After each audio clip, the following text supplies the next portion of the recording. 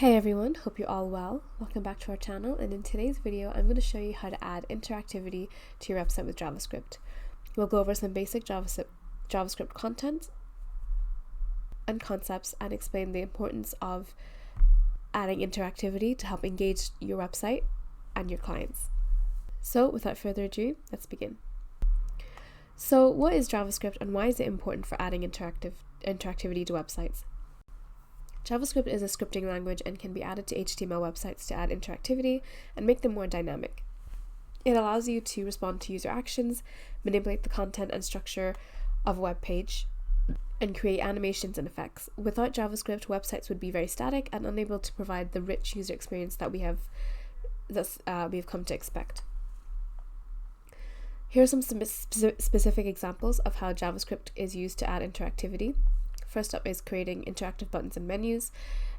So you can create buttons that change appearance whenever they're clicked, hovered over, or close menus, trigger other actions, etc. It can be used to validate information in forms before submitting them. JavaScript can be used to make elements on a web page draggable and resizable, and this allows users to customize their experiences. You can use it to create animations and transitions that make websites more visually appealing and engaging. And JavaScript can also be used to load data from external sources like JSON files or APIs and dynamically update a web page with new information. Overall, JavaScript is an essential tool for web development, and it allows you to create interactive, dynamic, and engaging websites that provide a really rich user experience. So let's go over some basic concepts of JavaScript and how you can use them to create reusable code. First up is functions, and functions are a fundamental concept in programming that allow you to group blocks of code together and then just give them a name. So this makes it easier to reuse code and avoid any kind of duplication. So in JavaScript, you can define a function using the function keyword followed by the function name and parenthesis as well. So let's take a look at that in real time. So in JavaScript, you can define a function, and you do that using the function keyword followed by the function name and parenthesis. So we've got the function keyword and we've got the function name, and we'll put it in parentheses as well. So inside the parenthesis, you can specify parameters that the function will receive, and the function body is then enclosed in curly brackets.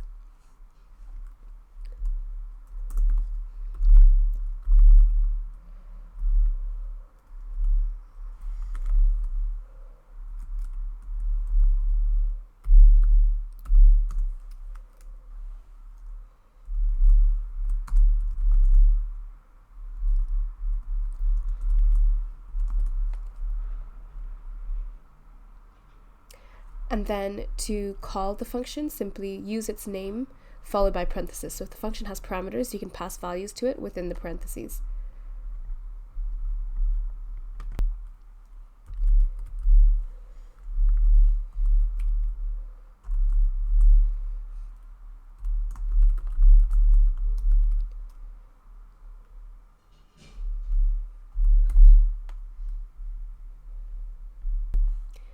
And then the output will be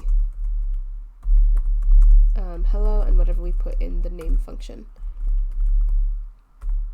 So it's quite simple to use, and it's quite simple to kind of block reusable code together, and then you can just sort of use that to block up other bits of code that are reusable as well. Next up, we have scope, and scope refers to the accessibility of variables and functions within different parts of your code. JavaScript has two primary scopes. They have global scope and function scope. So global scope variables are accessible from anywhere in your code. Function scope variables are only accessible within the function in which they are formed. So you can see, because the function scope isn't defined, you're coming up errors, but essentially you have your global variable up here, and then you've got your function scope variable as well down here as well. Next up, we have modules, and modules are a way of organizing and encapsulating code into reusable units.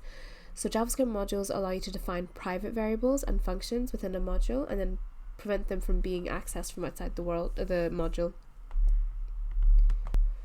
So to create a module in JavaScript, you can use an immediately invoked function expression, so an IIFE. An IIFE is essentially a function that is immediately invoked upon definition. So creating a private scope for the code within the function, and it looks a little bit something like this. You've got your private variable here, and that gets turned into a private function, and then you export that public function, which is essentially your private function up here as well. In this example, the private variable and private function are private to the module, while the public function is exported and can be accessed from outside the module. So these basic concepts of JavaScript provide the kind of foundation for creating reusable code. By using functions, understanding scope, and implementing modules, you can organize your code effectively and avoid duplication, thus making it easier to maintain and extend your JavaScript projects as well.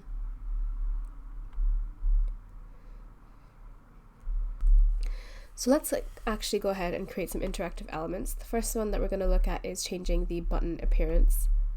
So what we're going to do first is we're going to add the button HTML onto the page first. So we've got a little button here. And now, and we've just added it as an ID. We've given it the ID my button, and we've got to get it some text that says click me. And now in our script, we want the button to change appearance when it's clicked. So what I'm going to do is I'm going to create a constant for my button, and I'm going to get element by ID, and the ID in this case we've given it is my button. And what I want it to do is on click, I want the background color of the button to go to red. So we've got that done now, and now what we're going to do is if we click on click me, you can see the click event listener is attached to the button element. So when the button is clicked, the style background color property of the button is changed to red, making it appear red, and it's as simple as that.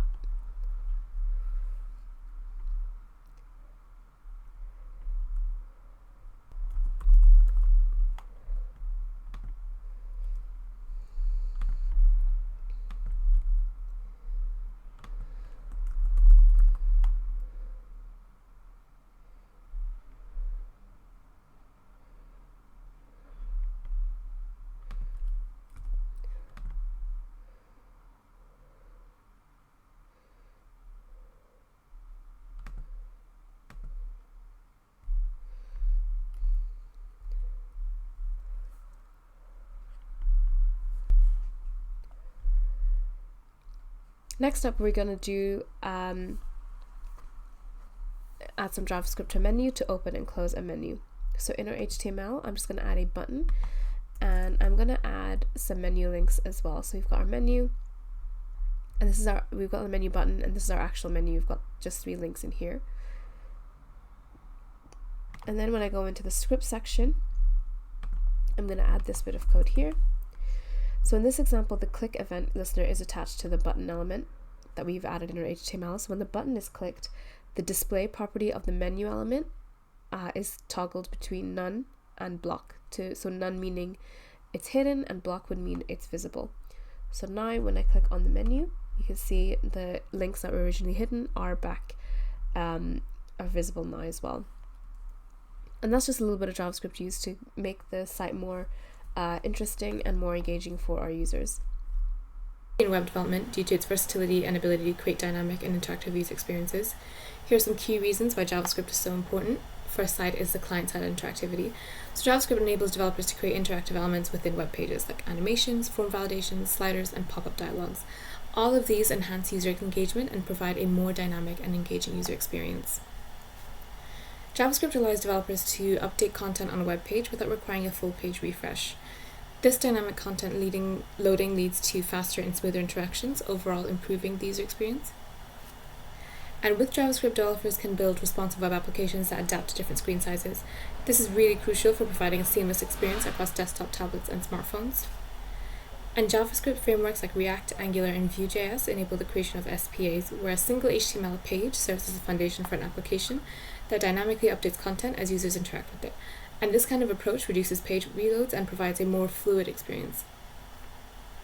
JavaScript supports asynchronous programming, which basically allows developers to execute tasks without blocking the main execution thread. And this is crucial for tasks like making API calls, handling user input, and managing background processes. JavaScript frameworks and libraries enable the creation of sophisticated user interfaces with reusable components, state management, and efficient data binding. This makes it easier to build complex applications while maintaining a clean code base. JavaScript is supported by all major web browsers, making it universal language for creating interactive web content that works across different platforms. The JavaScript community is vast and active, resulting in a wealth of open source libraries, frameworks, and tools. This ecosystem development makes development more efficient by providing pre-built solutions to common challenges.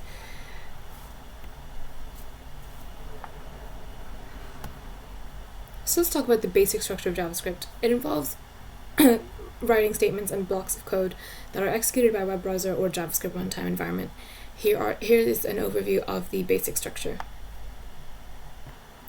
So first off, we have something called statements. So JavaScript code consists of a series of statements. Each statement is a single instruction that performs a specific action. Statements are usually terminated by a semicolon, like this, although JavaScript also supports automatically semicolon insertion in many cases. So this is an example here. You have the variable declaration here, and then you have them all closed by semicolons. So variables are something that JavaScript uses to store and manage data. Variables are declared using the var, let, and const keywords. JavaScript supports various data types like numbers, strings, boolean, objects, arrays, and more. So to declare a variable,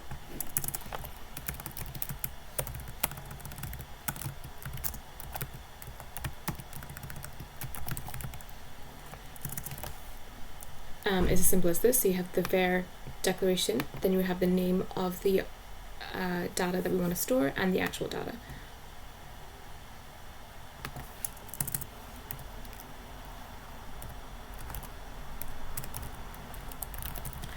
So functions are blocks of code that can be defined and reused to perform specific tasks. They allow you to encapsulate logic and execute whenever needed.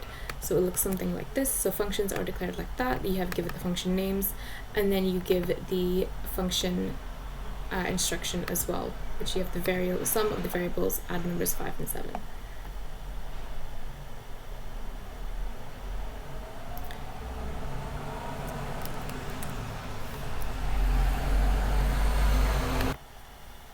Next up we have control structures, and control structures provide more, allows for more managing the flow of execution.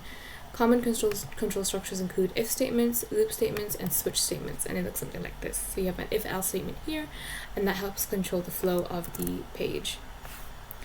Comments are used to add exclamations or notes to your code. JavaScript supports single-line comments like this,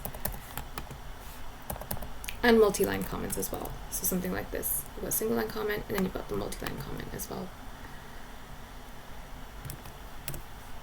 Objects and properties. Objects are essentially key value pairs. Properties are methods that can be accessed using dot notation or bracket notation, and it looks something like this. And lastly, we have events. So JavaScript can use and interact with user actions and events in a web page, and you can attach event listeners to elements to trigger specific code when events are clicked or keyboard inputs occurs. For example, we've got event listener here, and the event listening is click. If someone were to click on the button that has the element my button, then it will log in the console button clicked. Remember that JavaScript code can be executed directly with HTML files using script tags, or can be linked from external script files. The basic structure outlined here forms the foundation of more complex JavaScript programs and applications.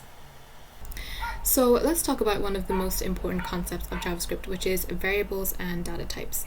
So JavaScript allows you to store and manipulate data using variables. Variables act as containers for holding different types of information like numbers, strings, booleans, and lots more. So understanding data types and how to declare and use variables is crucial for any JavaScript language.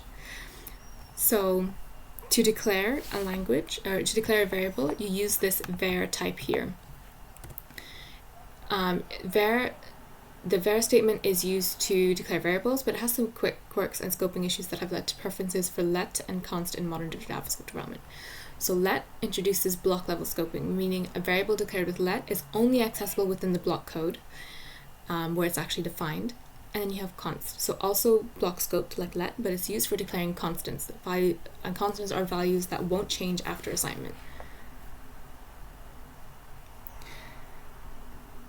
And data types are basically types of data. So essentially JavaScript has several built-in data types that categorize the kind of variable it can hold. So first of all, you have the primitive data type, and these are numbers, which represents both integer and floating point numbers, strings, which represent actual textual data enclosed in single or double quotes. You have Boolean, represents either true or false. You have undefined, so represents a variable that hasn't been declared yet, but has been declared but hasn't been assigned a value yet. And then you have null, represents the intentional absence of any value or object reference. And then you have symbol, which is a really unique immutable value, often used as object properties. Then you have a complex data type. And these are essentially objects, which represent a collection of key value pairs, where keys are strings and values can be of any data type, including any other object. You have arrays, so represent an ordered collection of values, typically the same data type. And then you have function, which represents a reusable block of code that can be invoked with arguments. And then you have date, so represents a specific moment in time, allowing for various data and manipulation. Then you have regex, which represents a regular expression used for pattern matching within strings. So here as an example of a bunch of variables being declared with different data types, and then a function being used, and then invoking the function as well. So understanding variables and data types is crucial because they form the building blocks for manipulating and storing data and information in your JavaScript programs. Proper usage of variables and knowledge of data helps prevent errors and ensures your code behaves as intended.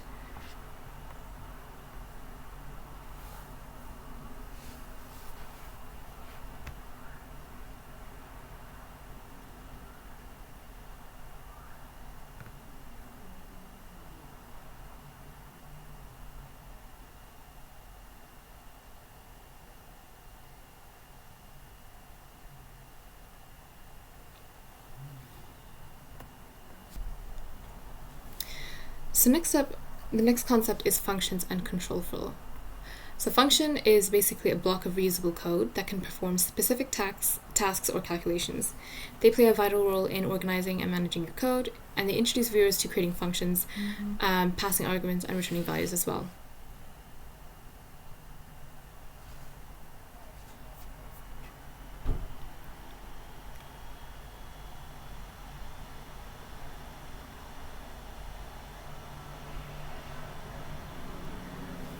Functions help you modularize your code, making it easier to manage, debug, and maintain. In JavaScript, you can define a function using the function keyword, followed by the function action name. So here is an example. You have the function name. So we've got the function here, and we've told what the function should do. So this is the output of the function. So greet Alice outputs hello Alice, and greet Bob outputs hello Bob. We've got the function instruction here. Functions can also take input parameters and perform operations on them and return values. So functions that return a value uses the return keyword. It looks something like this. And you can see the return keyword here, and it will return with the function that we've instructed it to do so as well.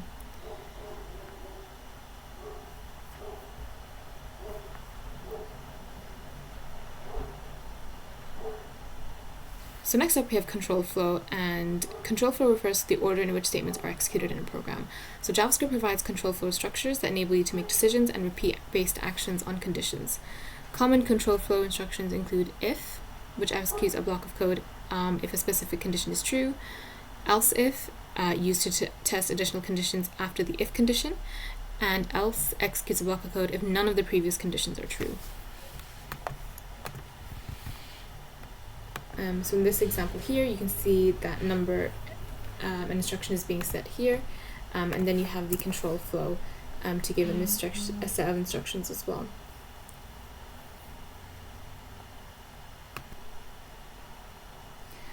So next up we have objects and object-oriented programming, and they are core concepts of JavaScript and many other programming languages. They provide a way to model real-world entities and their interactions in your code.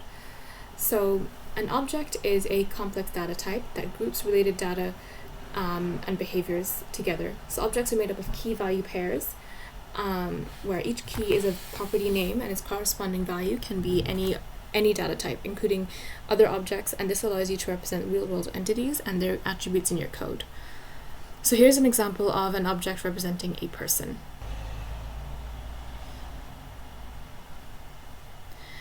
In this example above, you have first name, last name, and age are properties of the object, which is person, and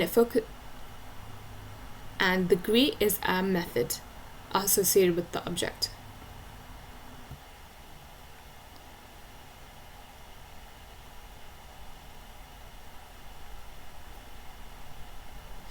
So object-oriented programming is a programming paradigm that revolves around the concept of objects. It focuses on organizing code into self-contained objects that can communicate with each other to perform tasks.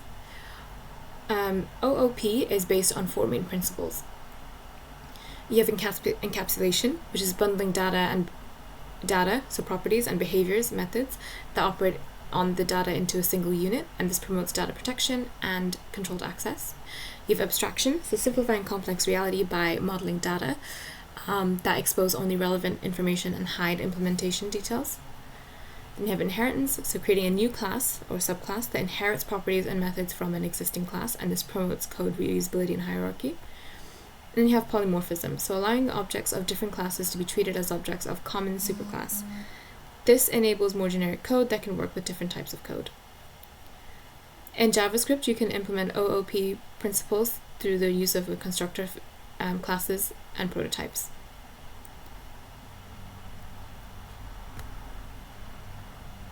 So here's a simple example using constructor functions. You have, in this example, the car constructor over here is used to create our car objects, and the drive method is added to the prototype car constructor to ensure that all car objects share the same method. So by understanding objects and object-oriented programming, you can create more organized, modular, and maintainable code that models real-world concepts effectively. So next up, we're going to look at some JavaScript libraries. And JavaScript libraries are incredibly useful for creating complex animations and effects without writing extensive code. These libraries provide pre-built functions and methods that simplify the animation process and allow you to achieve sophisticated visual effects with minimal effort. So here are some popular JavaScript animations and animation libraries and how they can be used to create complex animations. First up, we have anime.js, and this is a very lightweight and performant animation library that is particularly well suited for creating smooth and responsive animation. It offers a really simple API that's easy to learn and use, and it provides a variety of pre-built animation properties and easing functions as well.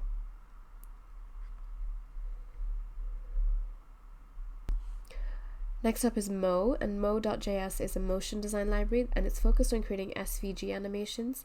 It provides a powerful API for animating SVG elements, including paths, shapes, and text. Lastly is Vivus, and this is a lightweight JavaScript library that is specifically designed for animating SVGs. It provides a simple API to animate your SVG elements one stroke at a time, so it creates a sort of hand-drawn animation effects as well. By utilizing these JavaScript animation libraries, you can significantly reduce the amount of code you need to write while still achieving impressive results. These libraries provide a high level of abstraction, and it allows you to focus on the creative aspects of your animation rather than the underlying details of the code.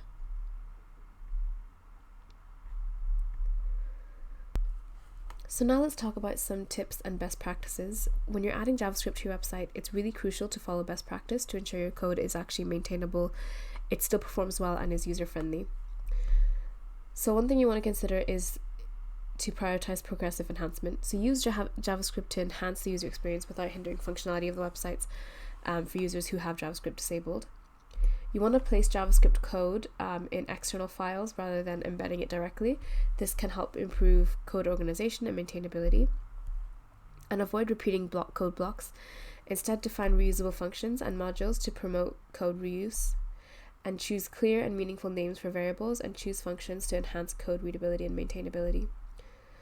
Include comments to explain the purpose of complex sections. Make it really easy for you or others to understand the code later, and use JavaScript to validate user input forms and other interactive elements to prevent invalid data from being submitted.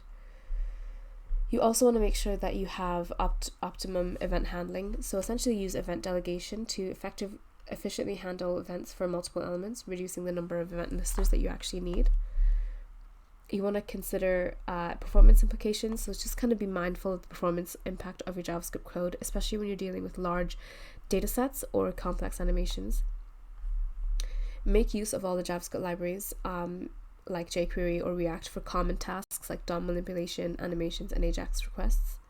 And always test your code thoroughly. You want to implement unit testing and integration tests to ensure your JavaScript functions as expected and handles various scenarios. And test at every instance. Don't just save all your testing for the end. That can result in quicker fixes for any errors that you might catch. And implement error handling as well to catch and gracefully handle errors that may occur during JavaScript as execution. And always consider accessibility. So ensure JavaScript code doesn't hinder accessibility for users with disabilities. Use ARIA, so accessible rich internet applications, techniques to make your code inclusive. By following these tips and practices, you can write JavaScript code that is maintainable, performant, and user-friendly, enhancing the overall quality and user experience of your website. So now let's go over some tips for some cleaner code in general. When you are writing code, not just JavaScript, but any kind of code for your website, you want to make sure it's optimum, not just for organization, but it can also help performance as well. So the first best practice tip is planning. So planning your web project thoroughly. Before you even start coding, take some time to define your goals and requirements for the website. This will help you stay on track and avoid making costly mistakes down the road. The next one is using version control. So version control systems allow you to track changes to your code over time and revert to previous versions if necessary. This is really essential for any web development project, regardless of size or complexity. A really good version control system to use is Git and GitHub. So now let's talk about version control. Version control is the practice of tracking and managing changes to files over time. It's really critical for web developers, and it allows them to essentially recover from mistakes. So essentially version control will allow them to revert to a previous version of the code that doesn't have the mistake in it. Version control also makes it easy for multiple developers to work on the same project simultaneously without stepping on each other's toes. And version control also provides a complete history of all the changes made over time to a project, which is really helpful for debugging and can help understand how the project has evolved. Version control systems typically store a copy of every file and version of a file, along with information about who made the changes and when, and this can be used to revert to a previous version of the file, compare different versions of the file, and identify who made specific changes. It's essential for any web developer who wants to be able to work efficiently and also collaborate effectively.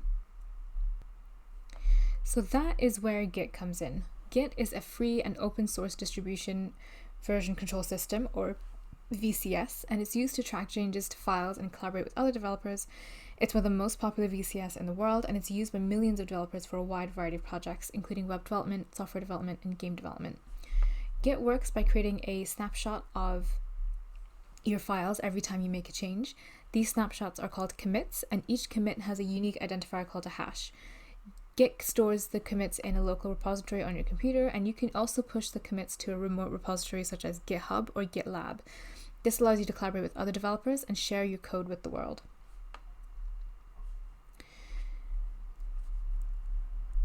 To use Git, you first need to create a repository for your project, whatever one it is.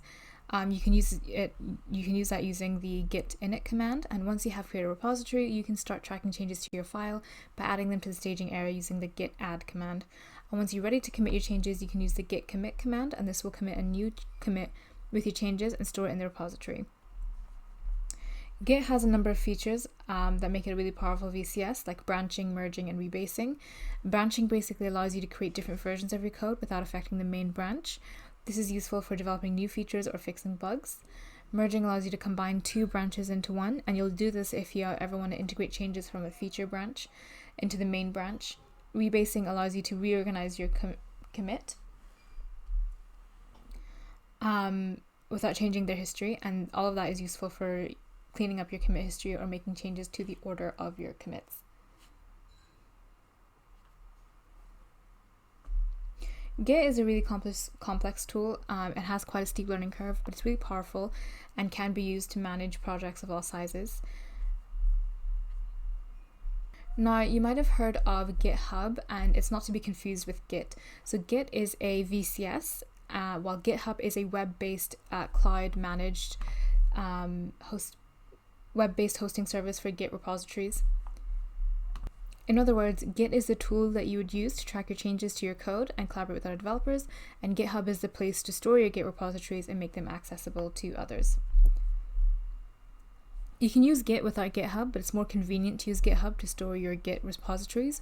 This is because GitHub provides a number of features that make it easy to collaborate with other developers, like pull requests, issues, and code review. To use Git with GitHub, you first need to create a GitHub account, which is free to do. And once you've created an account, you can create a new repository, clone it to your local computer, and once you've cloned the repository, you can start tracking changes to your code and pushing your commits to the remote repository on GitHub. And from that point, other developers can then clone your own repository and pull your changes. This allows them to see your changes and start working on their own contributions. In web development, Git and GitHub are essential tools for developers. They allow developers to track changes to their code, collaborate with other developers on a project, and deploy their code to production servers. So let's look at the basic workflow for Git. The first thing that you do is clone the repository. So if you're working on a new project, you will need to clone the repository from a remote server like GitHub. And this can be done using the git clone command here. You can also create a new branch after that. So if you're working on a new feature or fixing a bug, you should create a new branch so that you don't affect the main branch. And this can be done using the git branch feature. Next, you want to make changes to your code, whatever changes that is that you need to make. And then you want to stage your changes using the git branch command. And then you want to stage your changes using the git add command. You do this once you're happy with the changes. You need to stage them so that they're ready to be committed. And then you're ready to commit your changes using the git commit command. And then you need to pull the latest changes. So if other developers have made changes to the branch, you need to pull the latest changes before you continue working. This can be done using the git pull command. And lastly, you want to merge your branch onto the main branch. Once you finish working on your feature or your bug fix, you need to merge your branch into the main branch, and this can be done using the git merge command. That's a really basic workflow for Git. There are a number of features and commands that you can use, but this is a good starting point. To set up a Git repository for your web development projects, the first thing that you want to make sure that you do is install Git. If you already have Git installed on your computer, if you don't have it installed on your computer, you can go into git.scm.com and install it from here. And you want to download the version that you have, and then you can create a new repository using the git init command.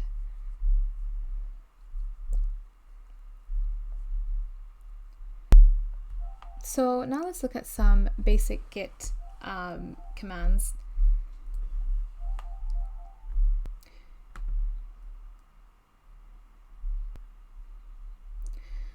So one of the first commands that, and the most basic command that you have that you'll need to run first is git init, and this will create a new Git repository, and it's just simply lowercase git and then init, and that will create a new Git repository on your file path.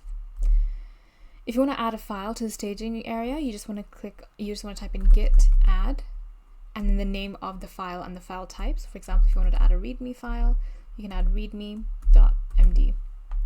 And that'll add a new file labeled this and that file type.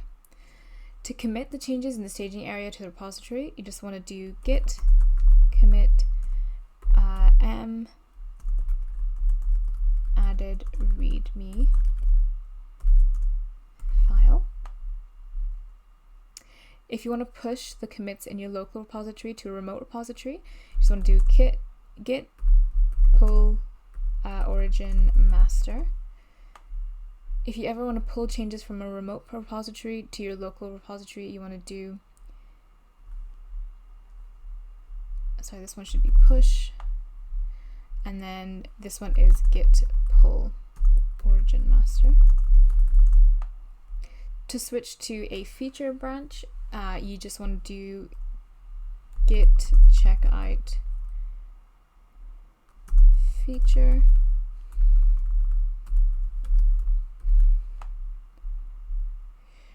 To create a new branch called bug fix, you just want to do git branch to create the new branch, and then you just want to give it the name. We'll call it bug fix. And then to merge the feature branch onto the master branch, you do git merge master. And lastly, to rebase the feature branch onto the master branch, you just do git rebase master. These are just a few of the many Git commands that are available. Again, if you want to look at more, you just want to go on to git.scm/doc. So this is the official documentation for Git, and they have everything. They have videos as well and external links. So if you have any questions, there's books and there's reference manuals as well that you can use to start working on your Git project.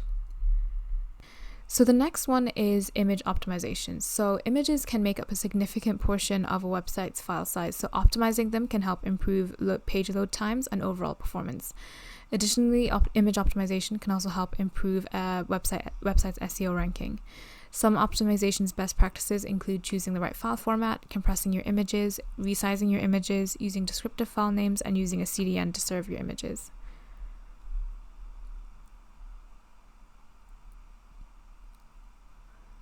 Important to follow best practice when getting imagery for your website.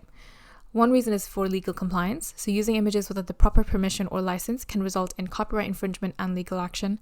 By following these rules, you can ensure that you are using images legally and can avoid any legal complication that might occur.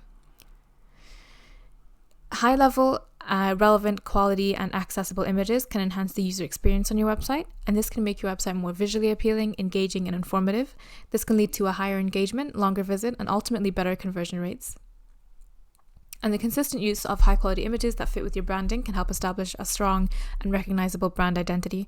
This can make your website more memorable and help differentiate your products from competitors. And lastly, as I mentioned before, search engine optimization. So properly optimized images can help improve your website search engine rankings by including the relevant alt text and descriptions. Search engines can better understand the content of the image, leading to better visibility in search results.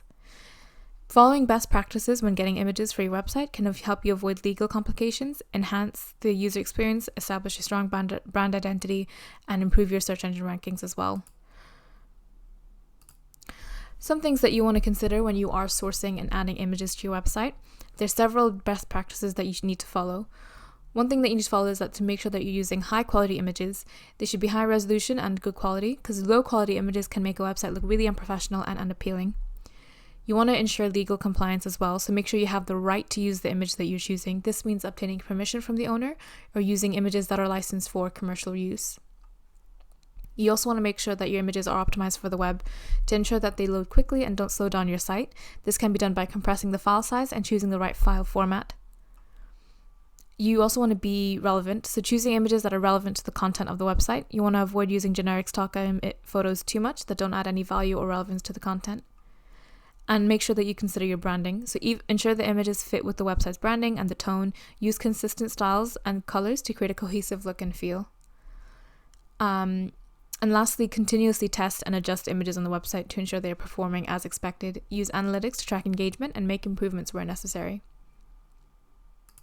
By following best practices, you can ensure that the images on your website are high quality, legal, accessible, relevant, and effective in engaging your audience. So where to find high quality images that are free to use, or at least free to use on the website, depending on, permissions and things like that. One really good image platform website out there is Pexels. So it's a website that provides free stock photos and videos under the Creative Commons 0, so the CC0 license. This means that you can use the photos and videos for personal and commercial projects without attribution or any kind of payment. Pexels has a large library of high-quality images and videos, which are curated by a team of editors to ensure that only the best photos and videos are available on the site. You can search for photos and videos using keywords or browse through popular categories like nature, food, and technology. In addition to the free stock photos and videos, Pexels also offer a premium membership that provides access to even more photos and videos as well. They also have additional features like ad-free browsing and priority support.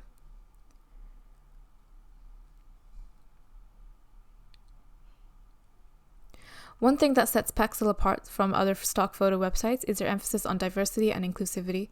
They actively seek out and feature photos and videos that represent people from a wide range of backgrounds and cultures, which makes their library of images more representative and inclusive. It's a great resource for finding high-quality stock photos and videos that you can use for a wide range of projects without worrying about licensing fees or attribution requirements as well. So it's also good for small budget businesses or small to medium businesses that don't have a big budget for images, but they need high quality images for their website. The way Pexels works is that you just go onto the website, and you're just using the search bar here, and you can decide if you want to look for photos or videos, and then you just type in what it is that you want to see and what kind of images, and you want to be as specific as possible. They have some suggestions as well, but you just type in what you want to, what kind of stock photos that you want, and you can see the type of stock photos that come up as well.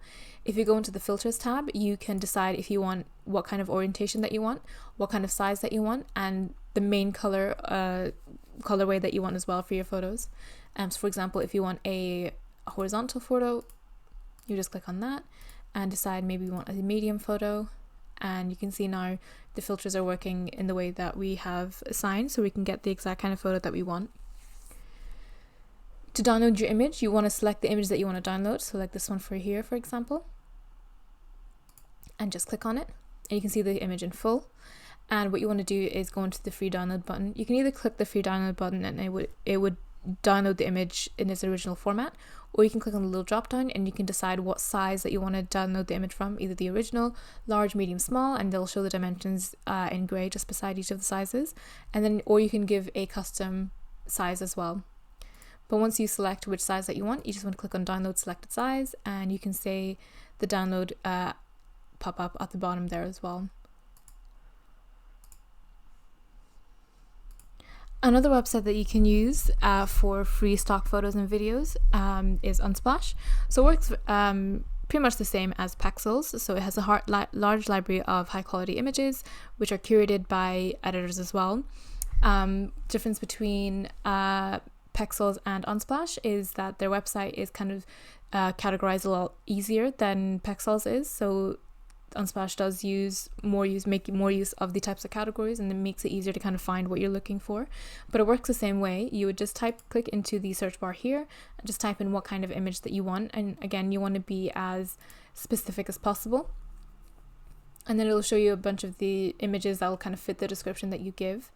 And then once you have decided on an image, you want to just click into the image itself and decide which size you want to download it as. You can either do small, medium, large, or the original size. Unlike Pexels though, you can't give your own custom size. So in Pexels we did see that you can give its own custom size, but with the Unsplash you can just pick from the standard sizing that they give. But then you just click on the size that you want, and again, just like Pexels, it just downloads into your download folder and ready for you to use as well. So as mentioned before, one of the best practices for using images on your site is to use high quality images, but also to make sure that they're actually optimized for web. And this is just to ensure that they load quickly and don't slow down the website. This is done by compressing the file size and choosing the right file format.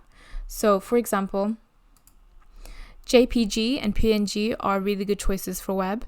If your choice is between the two, use JPG for photos and PNG for logos. This is because JPG photos are better compressed and it loads faster, whereas PNG will retain more detail and allows for a transparent background. But it's basically ensuring that you're using the correct type of image on your website in order for it to load faster as well. And you also want to make sure that it's compressed, so the actual image size isn't too big. The problem with using websites like Pexels and Unsplash is that the size of the photo that you end up downloading is quite bigger than what you would need on your website. So once you've downloaded those photos, or any photos that you have, you want to make sure that you compress it. There's several ways that you do that. First up, you can use TinyPNG, which is a free PNG web compression tool. It's an online web tool, so you don't need to actually download anything, but it allows you to compress WebP, PNG, and JPEG files. It's really popular. It's been used by lots of people out there, and really easy to use as well. With TinyPNG, it is free up to 20 images, up to 5 MB each. So any images that are bigger than that, or if any more images, you will need to pay for it. But for small kind of projects, this is a really good tool to use. What you want to do is click into the drop file here, and you just want to drag on the images that you want to upload. And you can see it starts compressing the images, and it'll show you exactly how much data that they saved as well. So this image originally was 253 KB. It is now 130 KB, meaning about a 49% reduction. So you want to make sure that you're using tools like this to ensure that the image is as compressed as possible, because you don't want a high quality image as well. And what's really good about Tiny PNG is that they don't lose a lot of quality as well. So you're still getting a good quality image, but without the large file size and without slowing down your website as well. Another way to make sure that you're optimizing your images is to use descriptive file names. So using descriptive file names for your images that include relevant keywords can help your website search engine optimization, and it also helps to resize your image to the appropriate dimensions for your website, because large images can slow down your website, so make sure your images are no larger than actually necessary.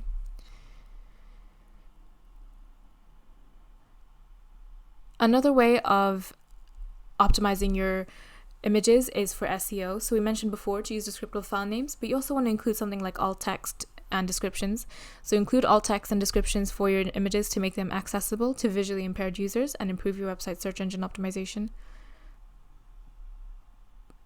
Last tip that you want to do to make sure that your images are optimized is use lazy loading techniques. So lazy loading techniques will help improve the loading time of your website. It's a technique where images are only loaded when they are needed rather than all at once when the page loads. By following all these tips, you can optimize your images for your website and improve the loading time and user experience for your visitor.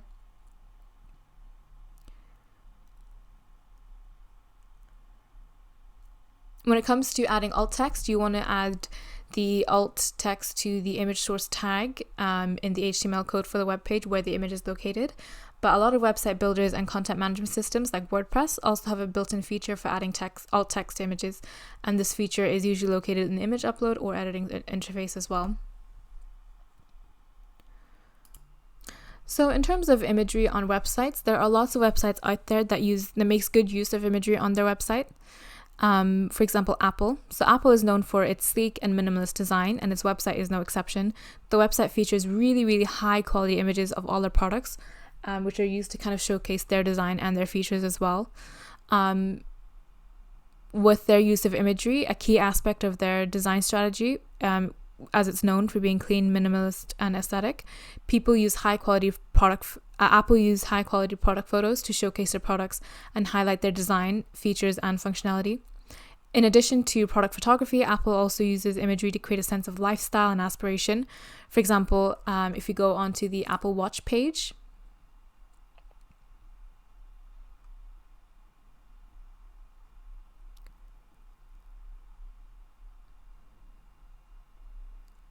the features of people using the watch, the features of the watch dials, and how people are interacting with the watches as well. In various settings like running, swimming, meditating, all these images are designed to create a sense of how the product can fit into a user's lifestyle, into their lifestyle, and into their daily activities. Their use of imagery also creates a sense of brand identity and consistency. The website features a lot of the consistent color palette and typography, which is used across all of their product pages and marketing materials. This creates a really cohesive and recognizable visual identity for the brand. Overall, Apple's use of imagery is a really key aspect of their minimalist design, but it highlights the design and functionality of their products. You also have Airbnb that make good use of their imagery and their design. Their website features really stunning images of properties and destinations around the world, and these images are used to create a sense of traveling, wanderlust, and inspire users to kind of book a trip using their platform. It's a key part of their marketing strategy, which is designed to create an emotional connection with their audience and inspire them to travel.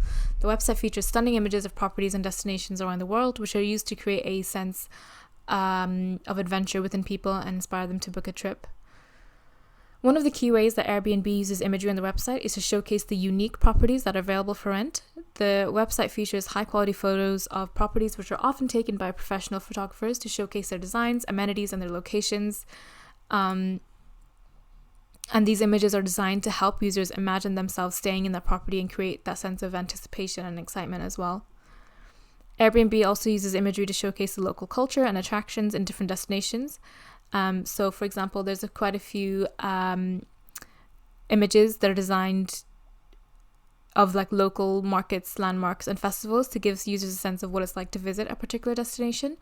These images are designed to kind of create a sense of connection and understanding between travelers and the places that they are visiting. Overall, Airbnb's use of imagery is a key aspect of their marketing strategy, which is focused on creating an emotional connection with their audience and inspiring them to travel. The high-quality photography and focus on unique properties and local culture help to differentiate the brand from other travel companies and create a memorable and engaging user experience.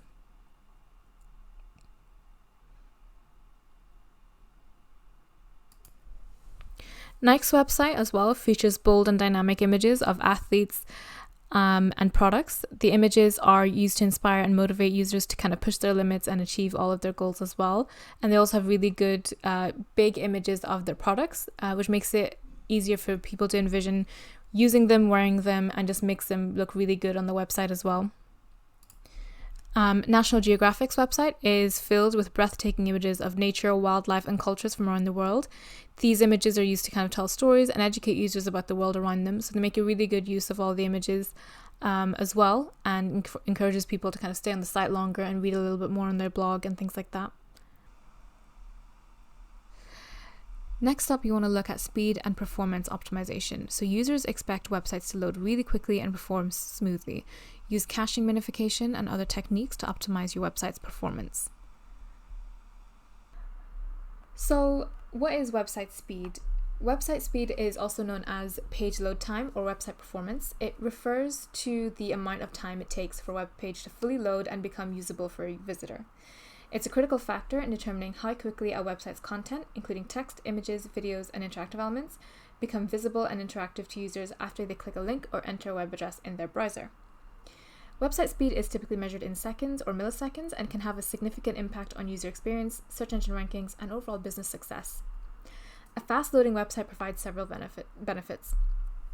Firstly is with user experience. So faster websites can create a smoother and more enjoyable browsing experience. Users are more likely to engage with the content or stay on a site that loads quickly, reducing frustrations and bounce rates.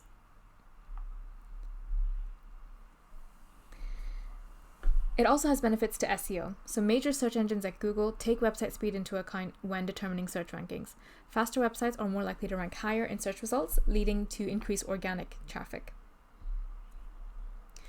Websites that load quickly tend to have a higher conversion rate, meaning more visitors take desired actions like making a purchase, signing up for a newsletter, or filling out a form. And with the rise of mobile browsing, fast-loading websites are even more crucial. Mobile users often have slower and less stable connections compared to desktop users, making speed an essential factor for retaining mobile traffic. Quick loading times contribute to a positive perception of a website or brand. Conversely, slow loading pages can negatively impact a user's perception of a business, credibility, and trustworthiness as well. Fast loading times for websites are more accessible to users with limited internet connectivity, as well as those using older devices or browsers.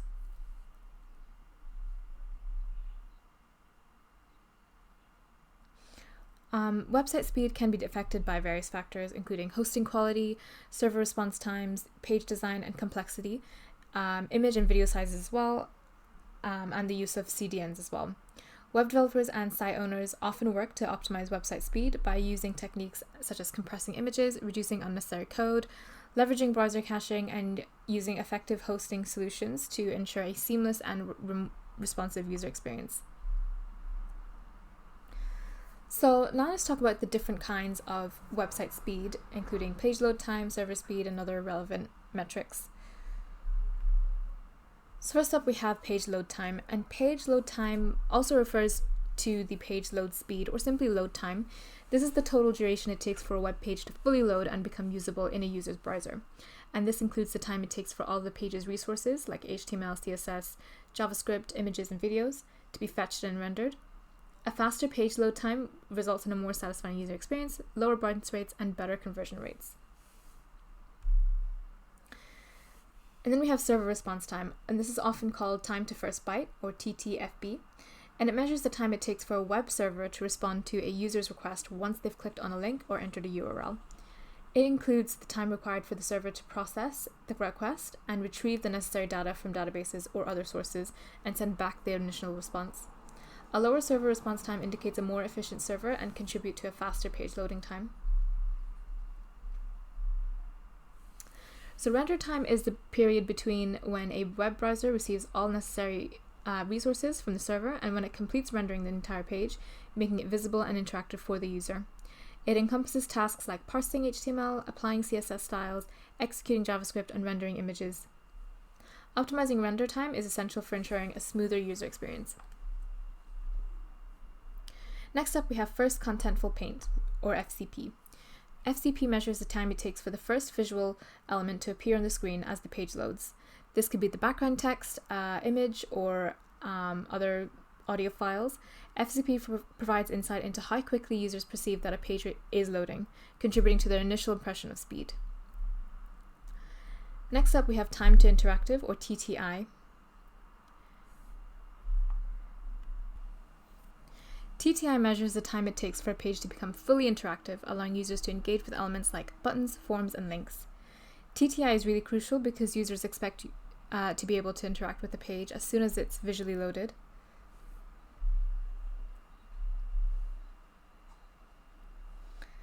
Next up, we have connection metrics, and these include metrics related to the process of establishing a connection to the server, like DNS resolution time. So this is the time taken to translate a domain name into an IP address. Then you have TCP handshake time, so the time taken to establish a connection, and SSL handshake, so the time taken to establish a secure connection if that's applicable.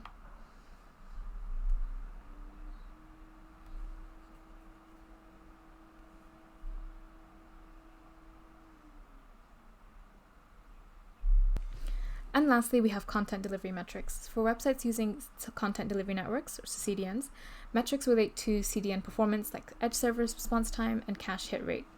And all of these are really important. CDNs help distribute content across multiple servers to reduce latency and improve load times. A really popular CDN to use is Cloudflare. Cloudflare is very widely used, and it can significantly improve page loading times and enhance website performance. It offers a range of features designed to optimize content delivery, mitigate security threats, and improve the overall user experience.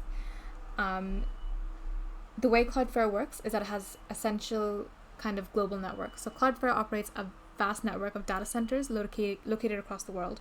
So when you use Cloudflare, your website's content is cached and distributed across these data centers. And this means that when a user visits your website, they are served content from the nearest data center, reducing the physical distance and latency between the user and the server. And by distributing content closer to users, Cloudflare reduces that time it takes for data to travel between the user's device and the server, thus resulting in faster loading times and more responsive website as well.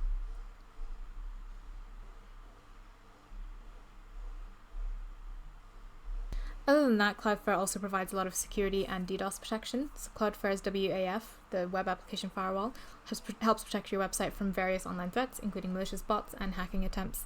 And a secure website tends to perform better since it's not dealing with security-related disruptions. In essence, Cloudflare acts as an intermediary between your website and users, optimizing the way content is delivered, improving loading times, and enhancing security. It's really important to note that while Cloudflare can provide significant improvements in your performance, the extent of improvement can vary based on factors like your website's existing architecture, content, and geographical audience distribution. So it's not just the only thing that you need to think about, but it's definitely a factor that can help. So now let's talk about website speed and user experience. So the relationship between website speed and UX and bounce rates is a really critical aspect of web design and optimization.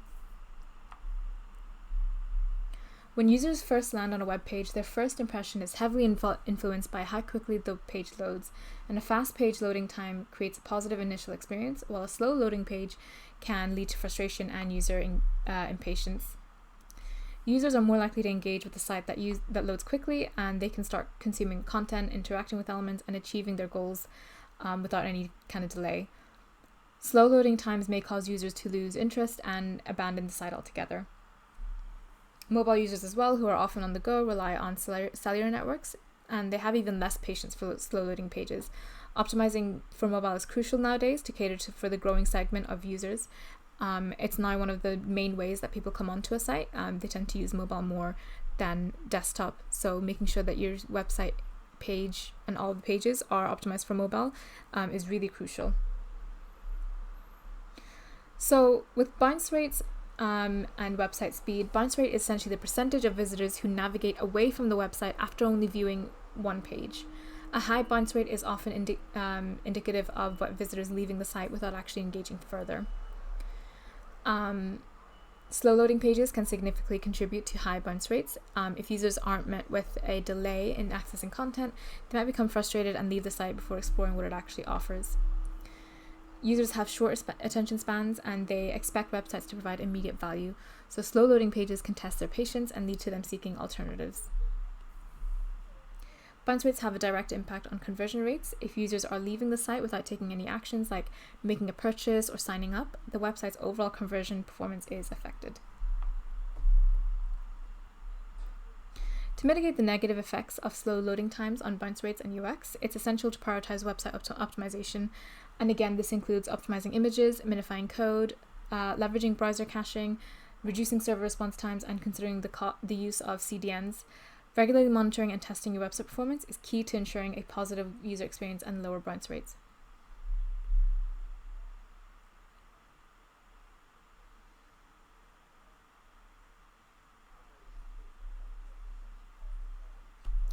So now let's talk about how website speed affects SEO. Website speed has a significant impact on your search engine optimization. Search engines like Google consider website speed as a ranking factor because they want to deliver the best possible user experience. So here's how website speed affects SEO. Google has officially confirmed that website speed is a ranking factor in its algorithm. Websites that load faster are more likely to rank higher in search engines, and Google aims to provide users with fast and relevant search results, so it rewards websites that offer better loading times. Search engines prioritize websites that provide a positive user experience. Slow loading websites frustrate users and discourage them from staying on the site or returning in the future. As a result, search engines want to promote websites that load quickly to ensure users have a smooth experience. Slow loading pages tend to have a higher bounce rate, which refers to users leaving a website after a short while. And high bounce rates can signal to search engines that the content on the page might not be relevant or the user experience is poor. Conversely, fast loading pages leads to a longer dwell time, so the time users spend on a page, indicating higher engagement and satisfaction.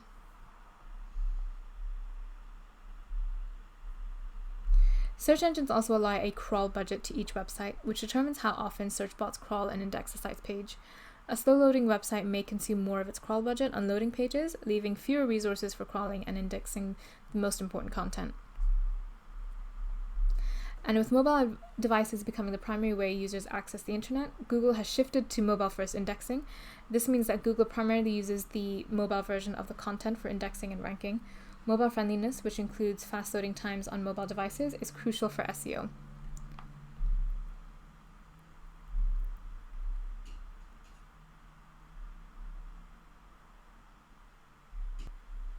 Core Web Vitals are a set of user experience metrics that Google considers essential for determining page experience, and these metrics include largest contentful paint, so LCP, first input delay, FID, and cumulative layout shift, CLS, which measures loading performance and it's particularly important for website speed and SEO. To improve website speed for better SEO, steps that you can consider are optimizing images, so essentially compressing images to reduce file sizes without sacrificing quality, removing unnecessary code, leveraging browser caching, and optimize server response time. So ensure that your hosting provider can respond quickly to user requests as well. By prioritizing website speed, you're not only improving user experience, but also boosting your website's chance of ranking higher in search engines, driving more traffic to your website. So let's talk a bit more on how to improve your website speed, and this involves a combination of optimizing various aspects of your website, including code, images, server configurations, and a lot more. The first thing that you want to do is conduct a speed test, and we'll talk a little bit later on how to do that, but you want to use online tools like Google PageSpeed Insights, GTmetrix, to analyze your website's current performance. These tools provide insights into what elements of your website are slowing it down.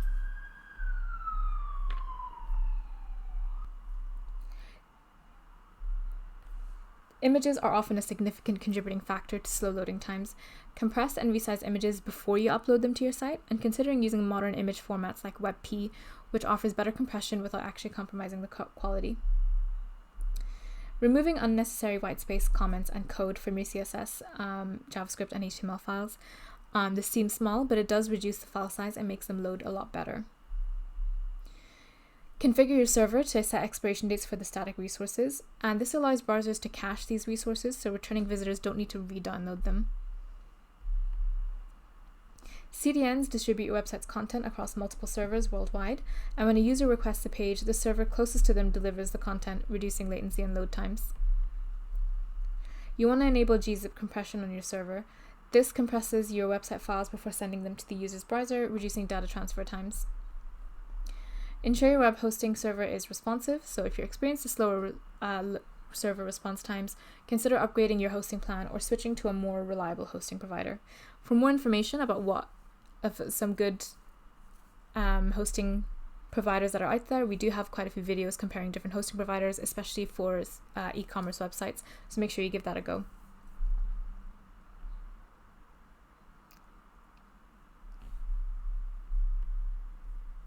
Each redirect that you have adds additional time to the page load process, minimizing the use of redirects or ensuring that they are necessary for the user experience or SEO purposes.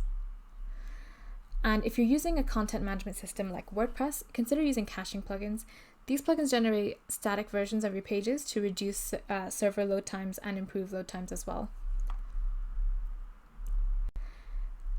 And most importantly, continually monitor your website speed using various tools and conduct regular performance tests. So it's not enough just to do it once and make improvements. You want to have a set schedule to conduct a speed test and see if there's any new issues that come up, especially if your website has lots of content on it that's constantly being uploaded and being worked on. You want to make sure that you do a speed test every so often to highlight new issues and fix them as soon as possible.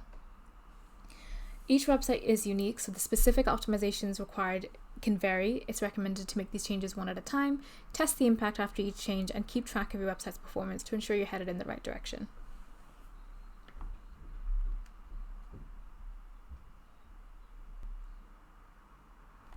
So speaking of conducting speed tests, there are lots of tools and applications out there to help you test it. Two of the most important ones that we're going to talk about today is GTmetrix and Google PageSpeed. So GTmetrix is a really popular web performance testing tool, and it provides detailed insights into your website's loading speed and performance. It offers a really comprehensive analysis of various aspects that impact your website speed and user experience. It combines Google's PageSpeed and Yahoo's YSlow, both of which are performance analysis algorithms to provide a holistic view of your website speed and performance. Some key features of Google PageSpeed or GTmetrix is that it provides a page score out of 100 that evaluates your website's performance based on Google's recommendations, and this score reflects how well your website follows best practices.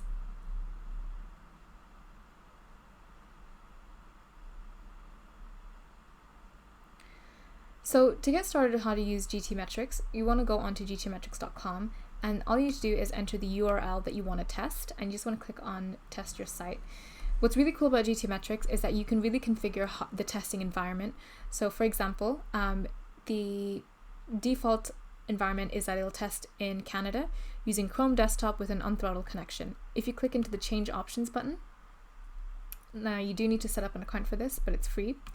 But then click into analysis options, and then what you want to do is change the test format. So you can change the location. So right now it's Canada, but you can change it to North American location, Middle East, Asia Pacific, or even the UK. And then you can test what device. So is it Chrome? Is it mobile? Is it Google Nexus? Things like that. So you can really test the device and the browser that it's using. And with what kind of connection, so 4G slow, 4G, 3G, unthrottled, things like that. And then once you're done, you just want to click on Analyze to actually test your site, and then just wait for the analysis to complete and review the results using the PageSpeed score, YSlow, loading time, waterfall chart, and all the recommendations.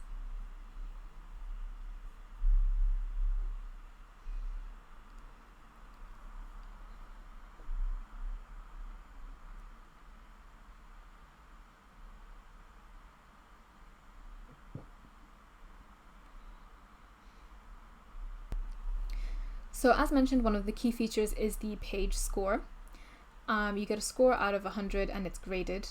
And it evaluates your website's performance based on Google's recommendation, and this score reflects how well your site follows best practices. The score is both the grade and the performance, and it evaluates your website performance based on Yahoo's recommendations as well. It assesses various aspects of your site, including cache settings, JavaScript and CSS optimization, and a lot more. It also has the loading time and page sizes as well.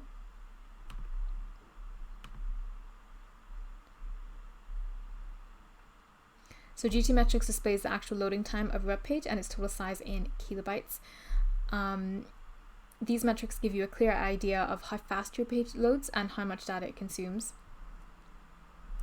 Then it has something called the waterfall chart, and the waterfall chart provides a visual representation of how each element on your web page loads, and it shows the sequence and timings of requests made to fetch resources like images, scripts, and style sheets. It also has performance scores by category. So tools, it breaks down your performance into two categories like browser timings, connection duration, backend duration, total blocking time, things like that. And it highlights areas where your site is performing well and highlights areas where it could be improved. The tool also offers specific recommendations and suggestions for optimizing website performance. If you go into the summary tab, and what it does, it gives you issues that are currently on your website, and it also marks a priority on them if it's high priority, low priority, or medium.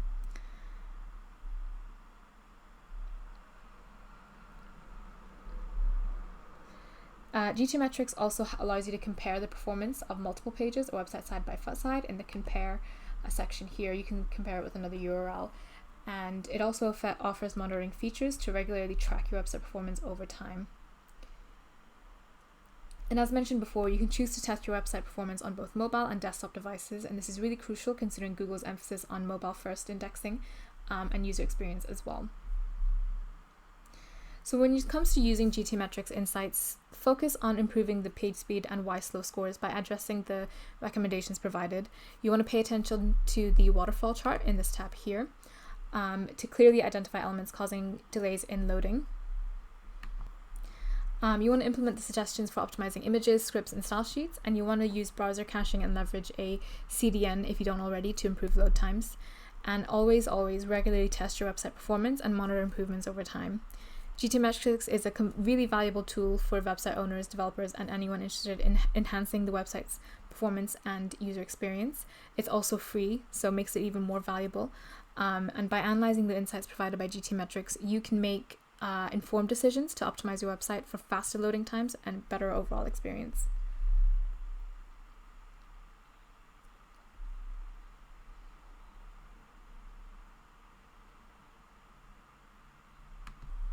So next up we have Google Page Speed Insights, and this is a web performance analysis tool provided by Google themselves, and they evaluate the speed and performance of web pages. It offers valuable insights and recommendations to help improve website owners and developers' websites and help them optimize their sites for faster loading times and improved user experience. So it works very similar to Google Page GTmetrix. So you want to go onto the website and then just enter the URL that you want to test, and you just want to click on Analyze, wait for the analysis to run, and then it will then provide you with a score for both desktop and mobile. So some key features of Page Speed Insights is the performance scoring. So Page Speed Insights assigns a score to your web page based on its performance, and the scoring is given on a scale on 0 to 100, and you've got the performance scale as well. And then it also has scoring for best practices, how you're following SEO, and accessibility. And it's divided into two categories, one for mobile devices and one for desktop devices as well. PageSpeed Insights provides both field data and lab data. So field data is based on real-world user experience collected from the Chrome User Experience Report, while lab data is generated in a controlled environment, and this combination gives you insights into how real user experiences on your website. PageSpeed Insights will then identify specific opportunities listed here to improve your page performance, and these opportunities are categorized again and include suggestions like optimizing images, eliminating render blocking resources, leveraging browser caching, and things like that.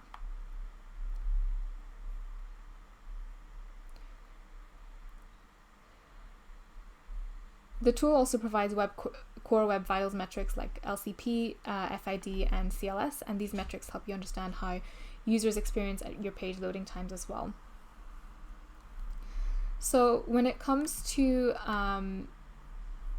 using the page insights results, you want to pay attention to both the mobile and the desktop results as well, and just make sure that you remember that they are two separate things. A higher score indicates a better performance, and you have the performance score here. Review the opportunities section to identify specific areas for improvement, and follow the suggestions to optimize images, reduce render blocking resources, and improve response time. You want to address any diagnostic issues highlighted by PageSpeed Insights, and these issues can have a significant impact on your loading speed and user experience. And take note of the core web vitals metrics. You want to aim to improve LCP, FID, and CLS values, as they directly contribute to a better user experience. As mentioned before, just like GTmetrix, with PageSpeed Insights, you want to regularly test and monitor the performance of your pages to continuously make improvements to ensure a consistent and optimized web experience. And again, the really good thing about PageSpeed Insight is that not only do you get a score for performance, but you also get a score for best web practices, accessibility, and SEO. And each of these categories, they'll also give you opportunities for improvement as well. So definitely a good thing to check out while you are testing the performance as well. Google PageSpeed Insights is a valuable tool for optimizing your website's performance according to Google's best practices, and it's also free. So by addressing the recommendations and insights provided by PageSpeed Insights, you can create faster loading pages that deliver an enhanced user experience and contribute to better search engine rankings.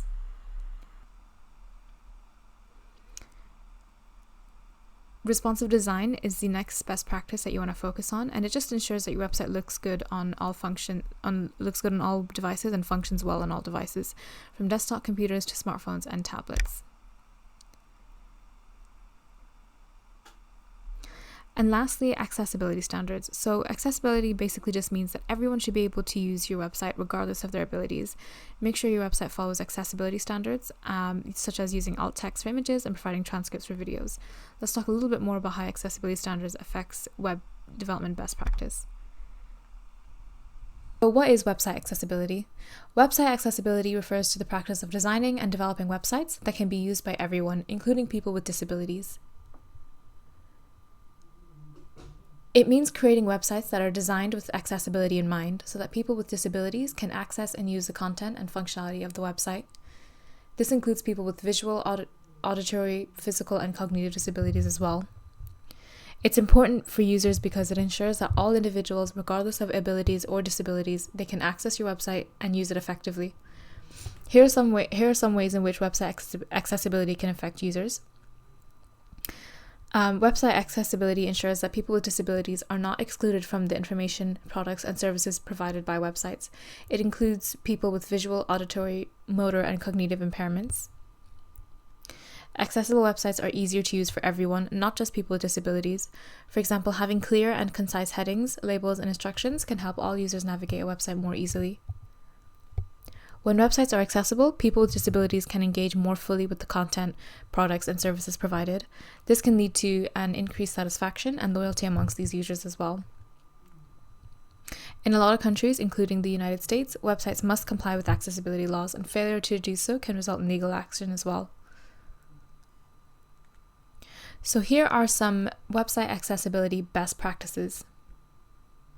The first one is providing text alternatives. So providing text alternatives is really important as it ensures that people who are unable to see images or videos or other non-text content on a website can still access the information provided. And this can include things like alt text, so alternative text, and that's just a brief description of an image that is read by screen readers or other assistive technologies. Caption and transcripts, so video and audio content should be accompanied by captions and transcripts, respectively. Captions provide a text version of the spoken content while transcripts provide a written version of the entire audio or video.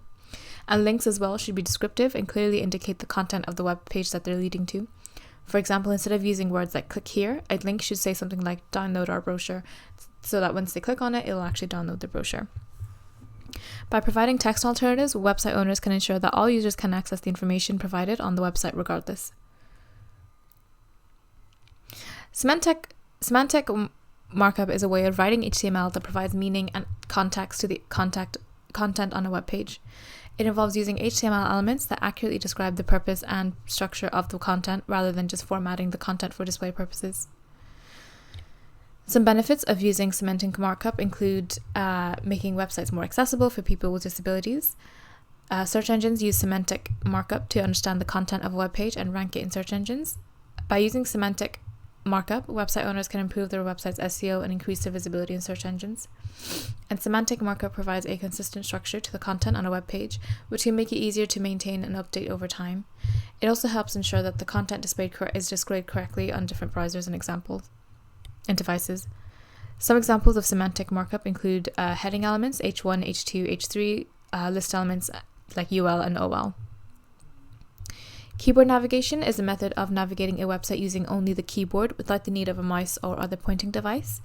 Keyboard navigation is an important aspect of website accessibility because it ensures that people with disabilities that affect their ability to use a mouse or other pointing devices can still navigate the website effectively. Some best practices for keyboard navigation include making sure that the logical tab order. When a user presses the tab key to move between different elements on the web page, it should focus moving in a logical way that follows the visual layout of the page, and this ensures that users can navigate the website efficiently and predictably as well. Keyboard shortcuts can help users quickly access frequently used features or functions on a website. However, it's really important to ensure that the shortcuts are easy to remember and don't conflict with other keyboard shortcuts on the user's computer. When an element has focus, it should be visually indicated on the web page so that users can see where they are in the navigation process, and this can be done through CSS styling, such as border or outline around the focused element. And it's important to test keyboard navigation on a website to ensure that it's easy to use and works correctly. And this can be done by using keyboard-only navigation testing tools or by conducting user testing with people who use assistive technologies. Color contrast is an important aspect of website accessibility, and it affects how easily users can read text and distinguish different elements on a web page. It's important to ensure that there is enough contrast between the text and the background color so that it's easy to read, especially for users with visual impairments.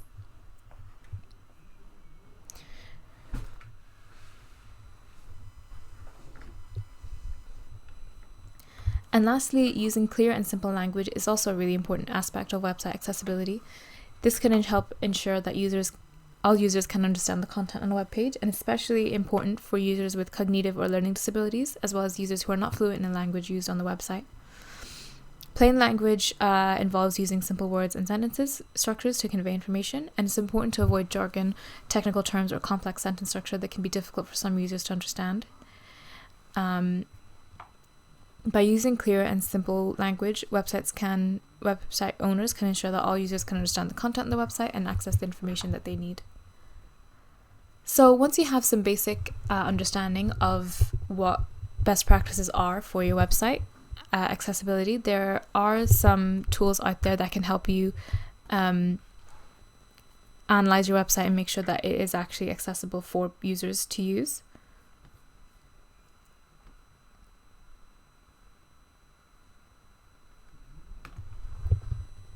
First up, you have the Wave Web Accessibility Evaluation Tool. And the Wave Web Accessibility Evaluation Tool is a free online tool provided by WebAIM and allows you to enter the URL of your website and generates a detailed accessibility report. The Wave tool highlights potential accessibility issues on your website, like missing alternative text for images, color contrast problems, improper heading structure, and lots more. It provides visual indicators and explanations to help you understand and address the accessibility concern. So the way it works is you just navigate to the website and you just want to type in the website URL. And then you just want to click on the arrow to continue analyzing. And it'll essentially load your website and give you a list of errors, if there are any, and some improvements as well that you can make as well. If you click on the view details, you can see everything that you're doing correct, everything that you're not doing correct, and just from there you want to improve on anything that they're marking as an error, and an alert as well. By using the Wave tool, you can identify areas of improvement and take steps to make your website more accessible to a wider range of users. It's a valuable resource for both developers and website owners who are looking to enhance the accessibility of their web content. Next up, you have the A-Checker accessibility tool. So A-Checker is a web accessibility evaluation tool that allows you to assess the accessibility of your web pages. Similar to the Wave tool, you can either enter the URL of your website or upload HTML files for evaluation. The tool checks your website content against various accessibility standards, like the laid out in the WCAG, so the Web Content Accessibility Guidelines. And then it also provides a detailed report highlighting accessibility issues like missing alternative text, improper heading structure, color contrast problems, and lots more. It also provides suggestions and guidelines on how to address the identified issues as well.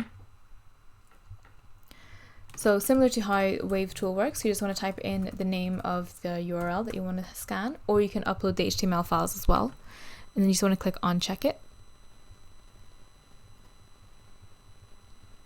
And the A-Checker tool will then run a report where you can see any kind of errors that may come up.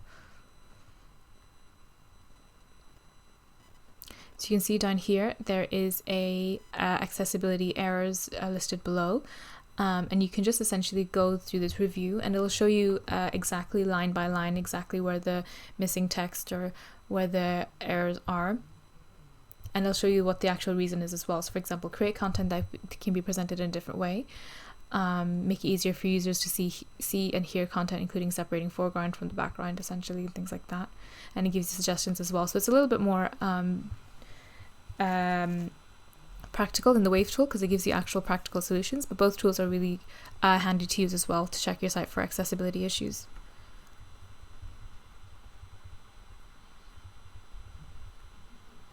So now let's go over some websites that incorporate good accessibility values on their website. One example of a website with good accessibility is the BBC website. The BBC has made significant efforts to make their website accessible to all users, including those with a disability. Some of the features that they have are the clear and simple language, so like clear and simple sentence structure to make the content easy to understand for all users.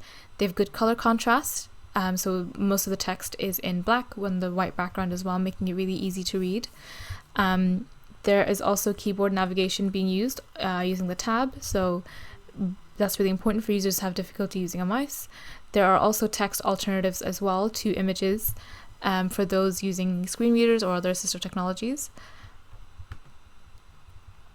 Images as well are captioned appropriately. Videos are also captioned appropriately as well, making it really easy for those who are deaf or hard of hearing. Overall, BBC website serves as an excellent example of how website accessibility can be achieved through a variety of features and best practices.